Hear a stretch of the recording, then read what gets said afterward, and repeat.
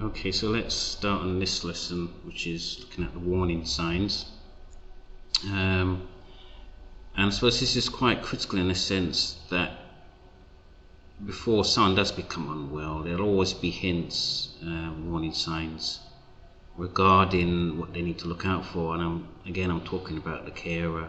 So what are the warning signs where we can fully sort of say, look, it's time to now focus on what's needed for well-being of the carer? We'll start with a few things really that can tend to happen. This probably would occur over time. What you can see actually here is an animation of I suppose a famous Disney movie called Inside Out. And one of the emotions within the mind of a girl actually is anger. But what I'm mentioning here is that carers can actually over time feel that they have to battle with services. I'm talking about professionals, hence they might get upset. I've mentioned this earlier. They might get upset with the doctor. They might get upset with the problem of confidentiality, not being able to provide care and support, feeling blocked. This in turn really does lead to a situation where the carer is now getting angry, as you can see in this image here. They're sort of fed up with battling the health services, social care, local authorities, struggling with forever trying to work out the point of caring for the diagnosis that the person that they're caring for is suffering from.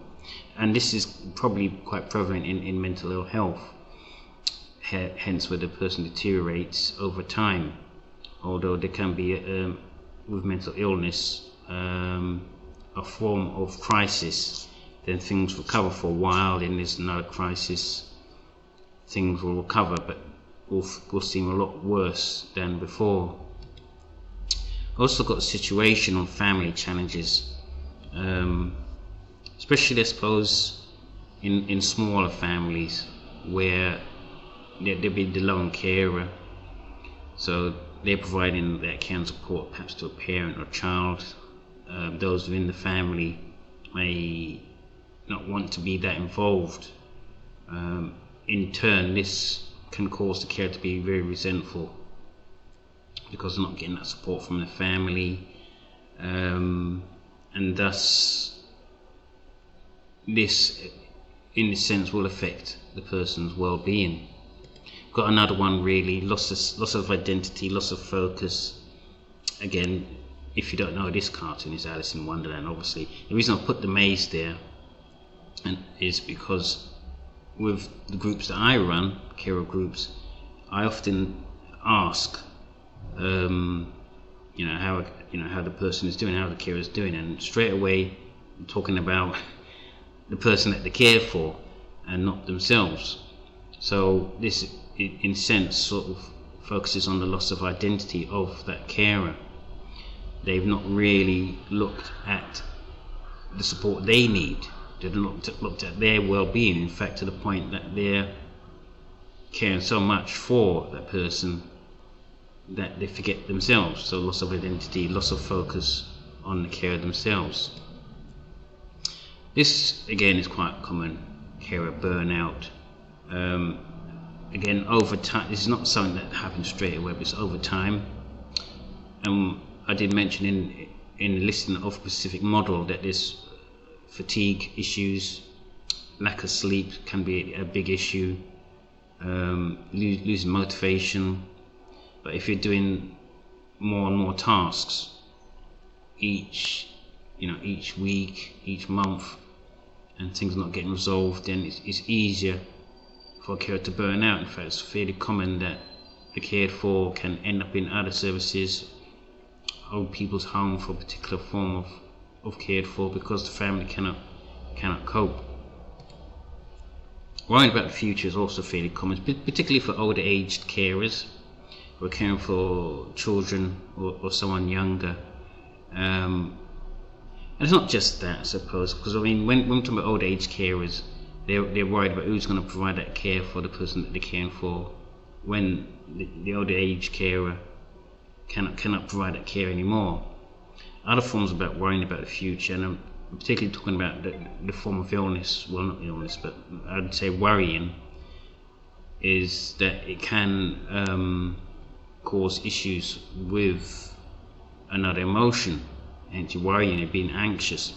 Other forms of worrying would be worrying about what happens when a person is not caring anymore, but they need to develop skills, maybe to work, to get an education, or they're not really sure how the cared for will recover, if there's going to be any recovery. So again, well-being is certainly needed, or the focus on well-being is certainly needed for those who are about the future. And in turn, all this really leads is, again, and I've only pointed out a few, would lead to the care being stress, suffering from stress, worry. I've mentioned anxiety, feeling tired, frustrated, particularly with services. It might even go so far as the care feeling guilty, and we'll talk about this a bit more. But care feeling guilty about the situations they're facing, feeling guilty about being angry at the cared for, because the role of caring is so difficult.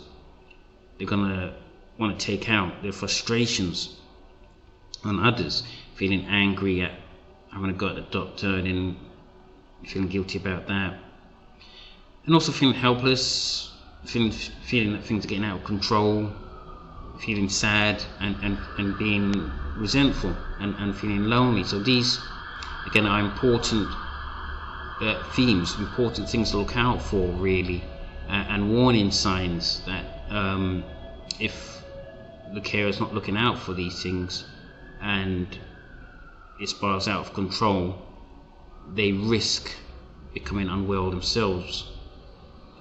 So I'll see you for the next lesson.